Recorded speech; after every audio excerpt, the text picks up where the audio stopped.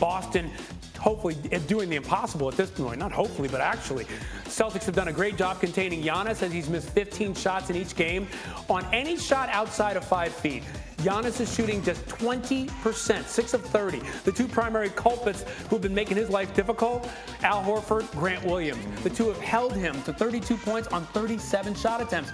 And it's not any easier at the line for Giannis as he's in this series. He's shooting 55%, 11 of 20 in the regular season. He was shooting 72% from the line. And on shots from 5+ feet from the basket, he's 12 of 37. So when Al Horford or Grant Williams is the primary defender. So he's having a lot of trouble. And it makes you think what's actually happening in this series, Monica. You've got some tape on how the Celtics are slowing down Giannis. Show. Han knows I love tape. Ryan, you're going to learn today how much I love tape. We talked about the Celtics' ability to game plan defensively. Here, Al Horford, you mentioned primary defender, does a decent job of stopping Giannis, but you saw the numbers highlight the help around him. That's Bobby Portis, who is open. Then you got Brook Lopez, who would be available if Giannis opts for a pump fake and maybe a dump down. Instead, he decides to attack on 3 guys and gets a bad look.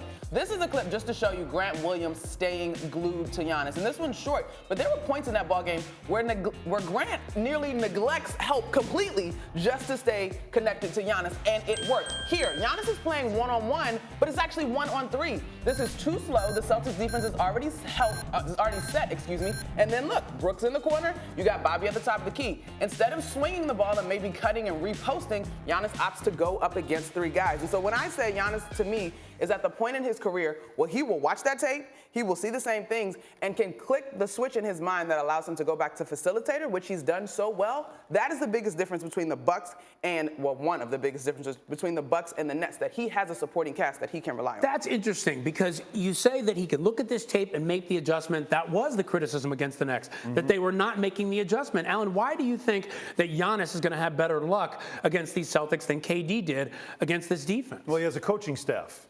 The Nets don't. That is that's so a big cold. difference here. You have, well, it's the truth. It's cold. Kevin Durant watches film. He does. And I'm sure the Nets coaching staff and Steve Nash, they all watch film too. But Steve Nash is Jason Garrett. I mean, this is what he does. He's going to be all right. Pat you on the show. That's what he's good for. That's why he's there. Because Kyrie told you we don't really need coaches. We're coaches. Well, that's what you got. You wanted it, you got it.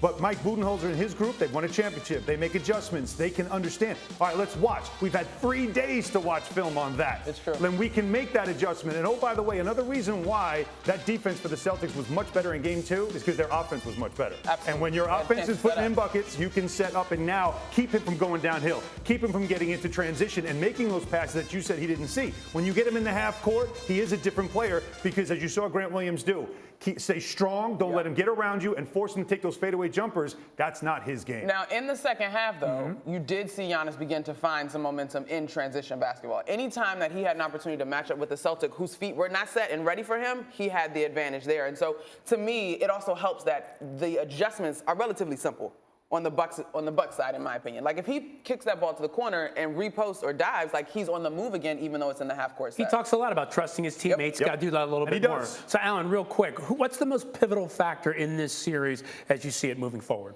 The pivotal factor in this series is still going to be him and Jason Tatum, the 2 battles there. I mean, that's really what it's going to be about. Both teams are great defensive teams. The Bucks are still the statistically best defensive team in the playoffs right now.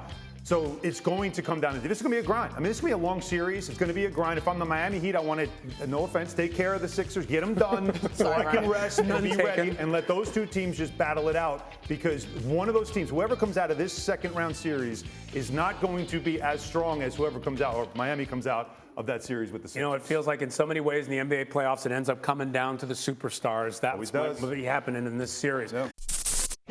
Thank you for watching ESPN on YouTube. For live streaming sports and premium content, subscribe to ESPN+.